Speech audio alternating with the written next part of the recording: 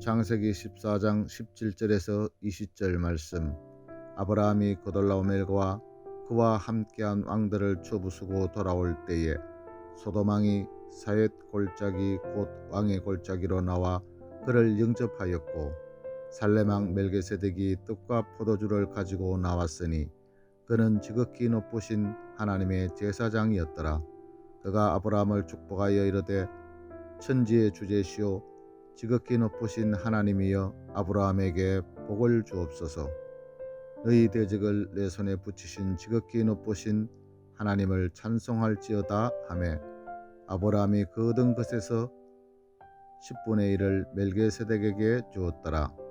아멘.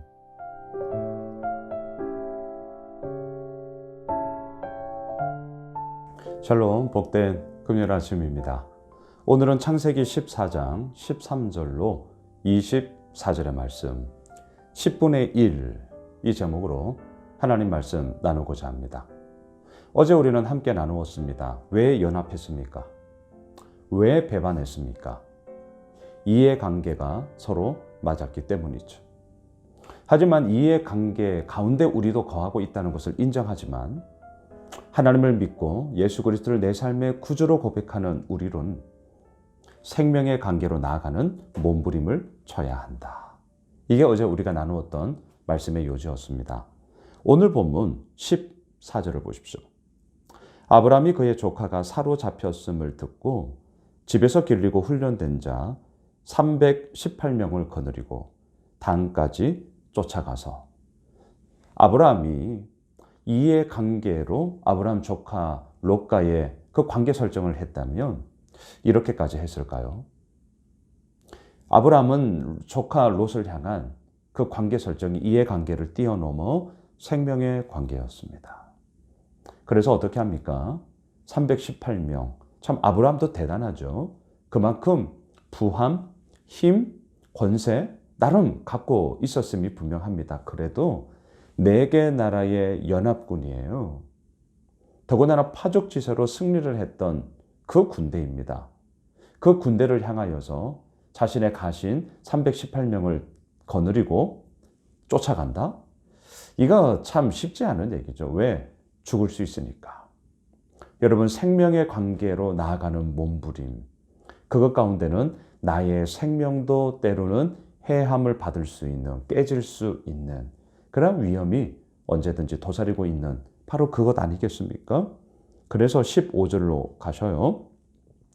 그와 그의 가신들이 나뉘어 밤에 그들을 쳐부수고 다메섹 왼편 호바까지 쫓아가. 318명을 몇 무리로 나뉘었는지는 모르겠어요. 하지만 이들도 위험하다는 것을 충분히 감지했죠.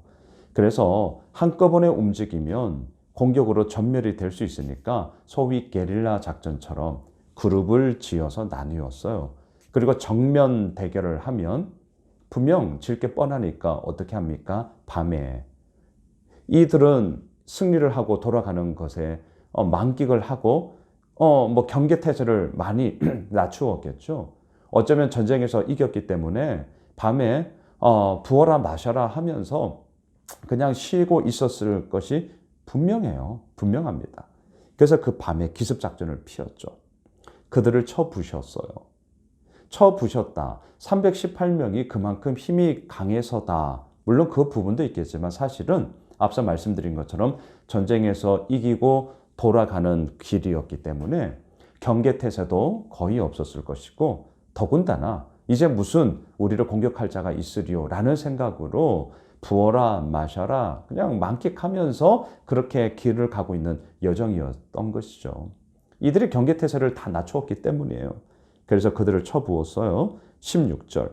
모든 빼앗겼던 재물과 자기의 조카 롯과 그의 재물과 또 부녀와 친척을 다 찾아왔더라. 모든 것을 다 찾아왔더라.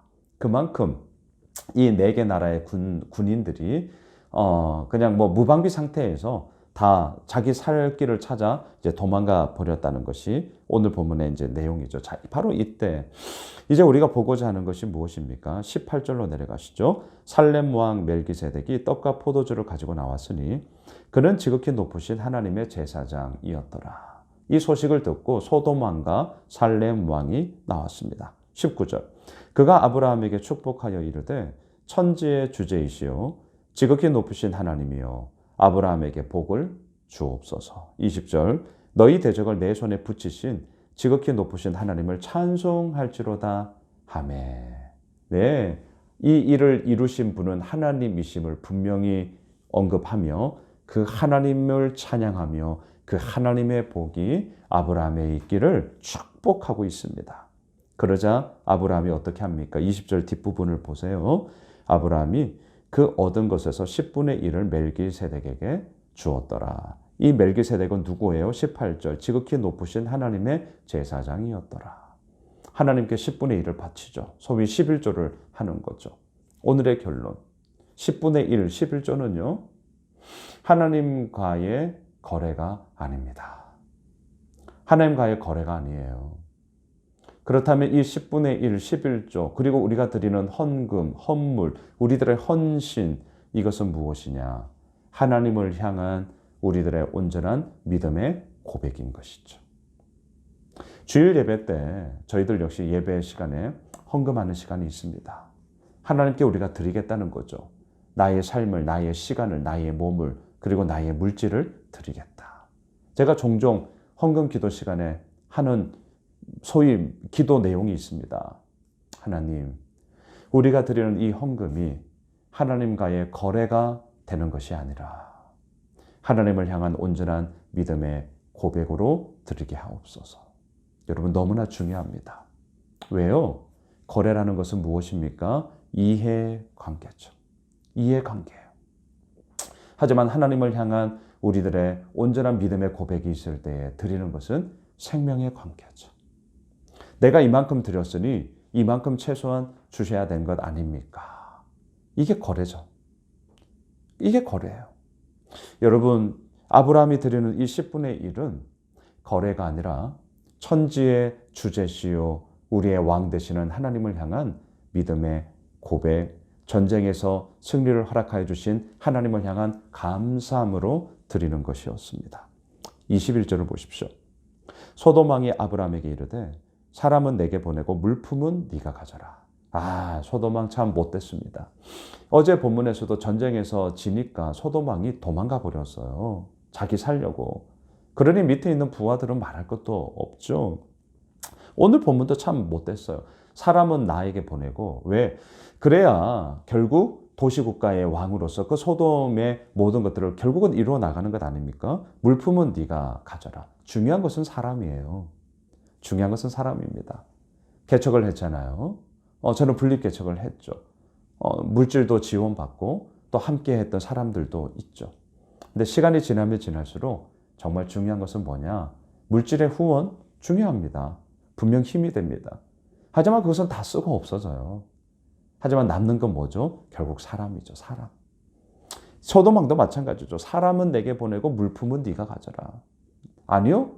정말 생각을 했다면 오히려 어떻게 해야 됩니까? 사람은 네가 가지고 물품은 나 좀 주면 안 돼?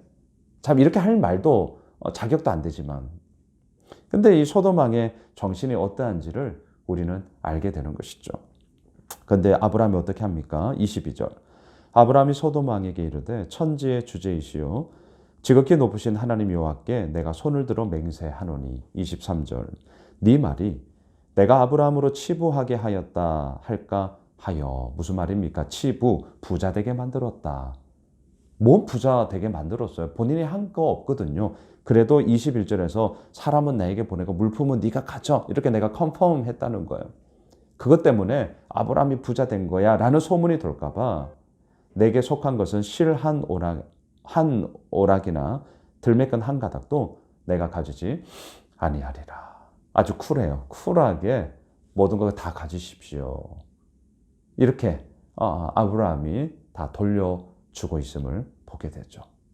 여러분 어떻게 이러한 길을 걸어갈 수 있는 것입니까? 이해관계가 아니라 생명의 관계 가운데 아브라함이 몸부림치며 그 믿음의 여정의 길을 걸어갔기 때문이죠. 또한 어떻게 이럴 수 있습니까? 이러한 모든 것들은 거래의 이야기 속에 빠지는 것이 아니라 오히려 하나님께 온전히 드리게 되어지는 믿음의 고백이 아브라함 가운데 있었기 때문입니다.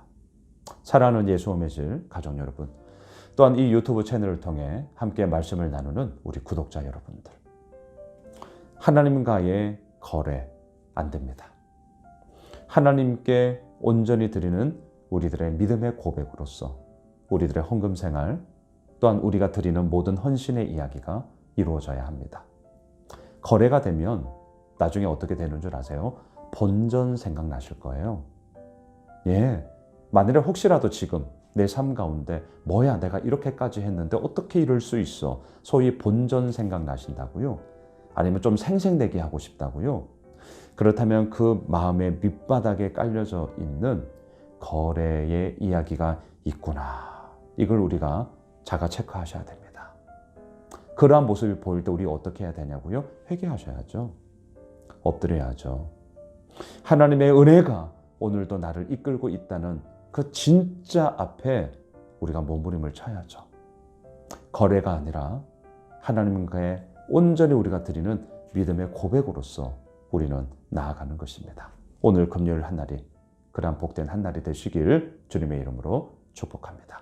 기도합시다. 하나님, 하나님과의 거래하는 어리석은 인생, 잘못된 인생이 아니라 오늘도 그리고 오늘까지 하나님이 인도하셨다라는 그 분명함을 가지고 주님 앞에 믿음의 온전한 고백으로 나아가게 되는 우리 모두가 되길 소망합니다. 오늘 금요일 한 날이 그러한 복된 한 날로 주님 이끌어가 주시옵소서. 예수님의 이름으로 기도드리옵나이다. 아멘. 우리가 가지고 있는 기도 제목 붙잡고요. 계속해서 기도하겠습니다.